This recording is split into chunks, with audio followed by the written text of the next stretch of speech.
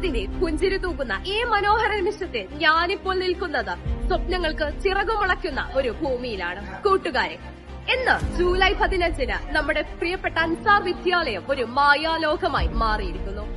ആരോഗ്യം ഉത്സവമാക്കിയ സ്പന്ദനം 2025 എന്ന മഹാമേളയ്ക്ക് എന്നിവിടെ സ്വർണശോഭയോടെ തിരശീലകൾ ഉയർന്നിരിക്കുന്നു. സമാരിറ്റൻസ് 2005 ബാച്ചിലെ പൂർവ്വ വിദ്യാർത്ഥികൾ നടത്തുന്ന ഈ ആരോഗ്യോത്സവം ഇവിടെ തുടക്കം കുറിക്കുകയാണ്. നല്ലൊരു തുടക്കമാണ്.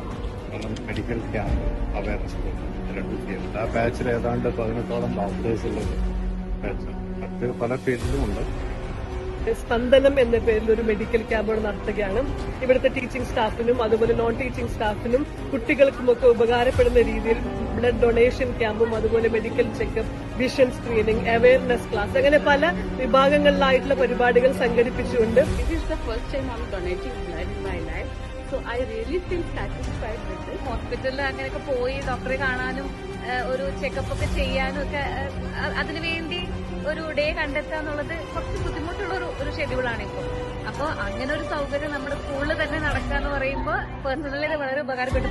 വളർത്തിയ സ്കൂളിന് വേണ്ടിയിട്ട് എന്തെങ്കിലും ഒരു നല്ല കാര്യം ചെയ്യുമ്പോൾ അത് വളരെ നല്ലൊരു സന്തോഷമാണ് ഈ നിമിഷത്തിൽ തോന്നുന്നത്.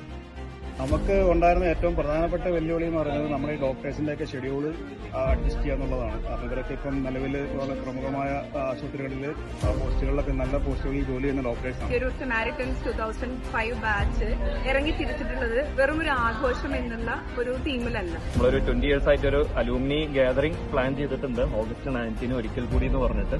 പക്ഷെ അതുകൊണ്ട് വെറുതെ ഒന്ന് ഗാദർ ചെയ്ത് വന്ന് സന്തോഷിച്ച് പോകുന്നതിലുപരി നമ്മളെ പഠിപ്പിച്ച, നമ്മളെ വലുതാക്കിയ സ്ഥാപനത്തിന് നമ്മൾ എന്തെങ്കിലും ഗിവ് ബാക്ക് ചെയ്യണം എന്നുള്ളതിന്റെ ഭാഗമായിട്ടാണ്